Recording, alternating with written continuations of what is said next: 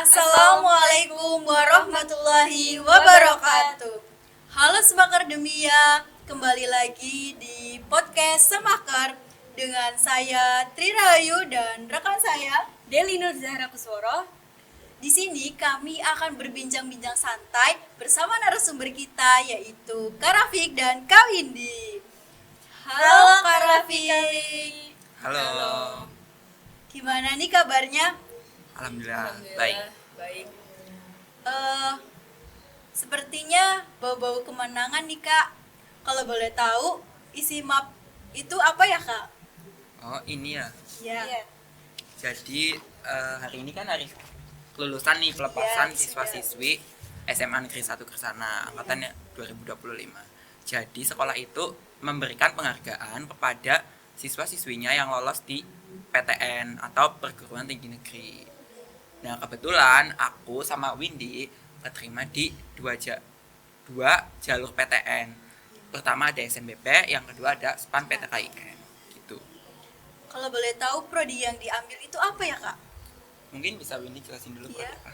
Kalau saya sendiri, saya mengambil prodi Teknik Sipil di Universitas Diponegoro. Dan untuk SPAN PTKIN-nya yaitu Manajemen Dakwah di UIN Wali Songo Semarang. Ya. Kalau Kak Rafiq? Kalau aku SNBP-nya keterima di pilihan 1 Universitas 11 Maret prodi Informatika. Ya. Kalau SPAN PTKIN-nya aku keterima di UIN Saizu Purwokerto jurusan Perbankan Syariah. Gimana nih Kak perasaan Kak Windy dan Kak Rafiq saat mengetahui diterima sebagai dua siswa yang lulus PTN dari dua jalur sekaligus yaitu SNBP dan SPAN PTKIN. Tentunya sangat bangga ya dan Iya, Bang. senang banget lah kayak SNBP kayak hoki banget dapat biru itu alhamdulillah banget sumpah. Kalian juga pasti kalau buka seneng banget. Aku kan pengumuman jam 3 nih. Iya. Aku tuh jam 3 langsung buka terus sumpah ini beneran biru Kaget kayak ya, Kak? kaget beneran kaget. Tapi aku kalau semisal nggak keterima juga aku nggak apa-apa ikhlas. Soalnya kayak emang bener hoki-hokian kayak tapi di di dalam hoki-hokian itu ada juga hikmah yang dapat kita ambil, ada peluang yang harus kita perhatikan, ada pembobotan nilai yang harus kita perhatikan juga seperti itu. Kalau Kak Windy sendiri gimana Kak?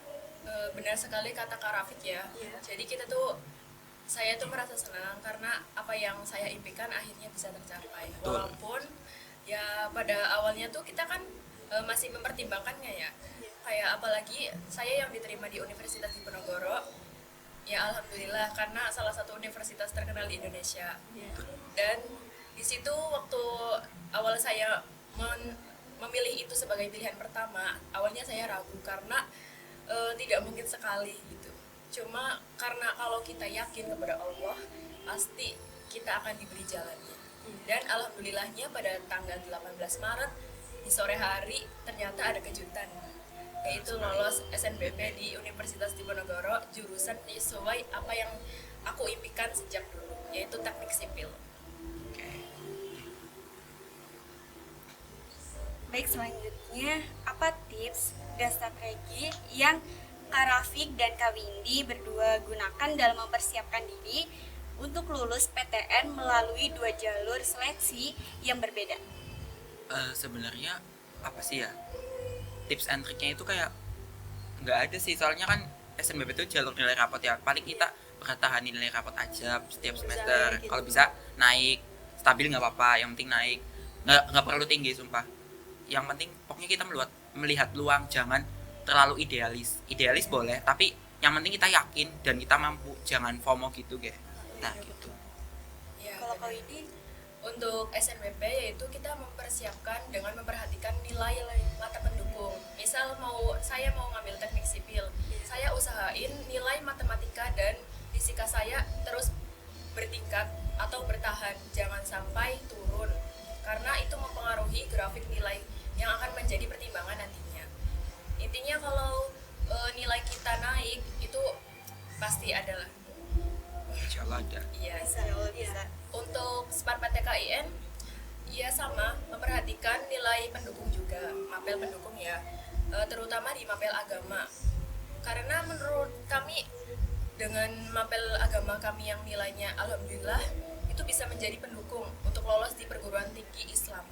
Iya, betul. jadi seperti itu. Nah, selain tips, ada juga rahasia di balik kesuksesan kalian berdua dalam menaklukkan 2 jalur seleksi PTN sekaligus. Itu apa ya Kak kira-kira rahasianya? Mungkin doa orang tua yang menyertai, terus dukungan guru-guru, terus niat dan Usaha kemauan kita ya. usaha. Kalau kamu punya mimpi jangan setengah-setengah, lanjut aja. Apa sih, jangan dengerin kata orang, jangan lihat kita dari asal yang apa, background latar belakang yang kayak gimana. Kita apa sih, yakin aja kalau kita itu bisa. Contoh, oh dia bisa ya berarti kita bisa gitu.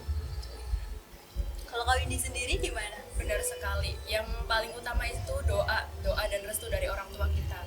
Kalau saya setiap pagi itu selalu meminta restu pada orang tua, apapun nanti jalannya yang saya pilih ya.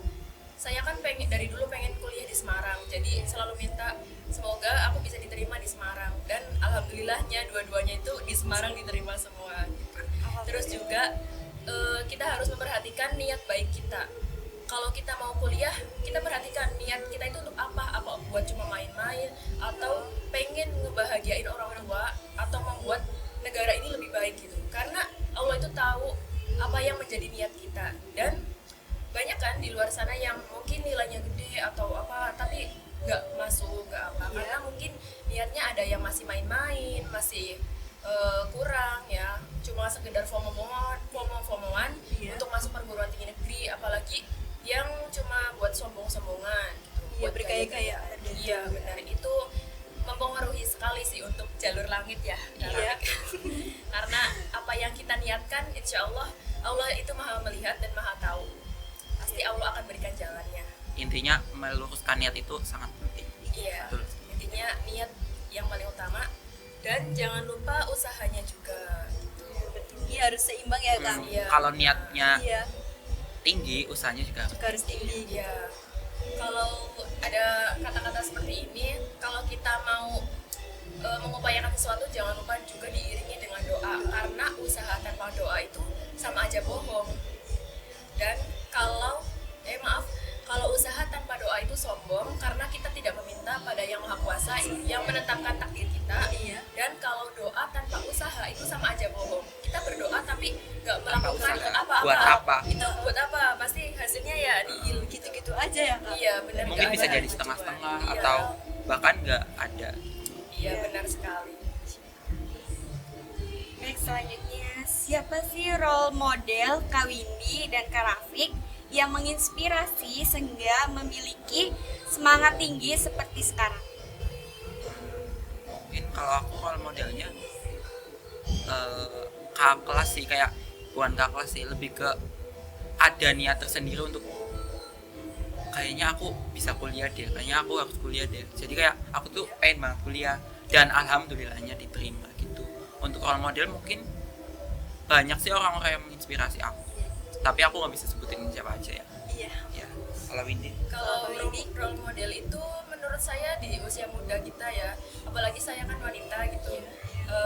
Tahu kan ya Maudy Ayunda gitu. Oh iya, Itu tahu. kan terkenal dengan kecerdasan akademik dan non akademiknya yang Iya. luar biasa. Jadi itu sangat menginspirasi saya untuk memiliki sifat semangat seperti dia gitu. Jangan mudah menyerah seperti itu. Dan untuk role model di jurusan teknik sipil, saya punya role model tersendiri, yaitu Kak Farhan. Karena menurut saya dia sangat menginspirasi ya, dari kegiatan yang dia lakukan di sosial media yang saya perhatikan, dan cara pintar matematika dan fisika yang membantu saya untuk bisa masuk di jurusan teknik sipil. Selain role model, motivasi apa sih Kak yang ingin Kak Rafiq dan Kak Windy sampaikan kepada adik-adik kelas, terutama siswa-siswi SMA Negeri 1 Kersana yang ingin mengikuti jejak kalian berdua? Kalau dari aku motivasinya ada, kalau kalian punya niat, kalau niat itu bagus dan niat kita itu baik untuk diri kita dan orang lain dan terkhusus untuk orang tua, lanjutkan. Dan apapun halangannya, bukan apapun halangannya sih, apapun rintangan atau godaannya, insya Allah bisa kalau niat kita lurus, diiringi dengan doa dan restu orang tua. Kalau Kak Windy, Sama sih, yang pertama itu harus pertama niat dulu ya. Iya. Kalau kita pengen sesuatu tapi nggak niat kan nggak bisa kan ya? nggak bisa gitu. Soalnya kayak niat itu kan dorongan bagi kita sendiri. Jadi kita harus tanamkan niat kita dalam-dalam, apalagi buat adik-adik yang masih kelas 10 maupun kelas 11, mulai dipikirin dari sekarang mau ngambil jurusan apa dan di PTN mana.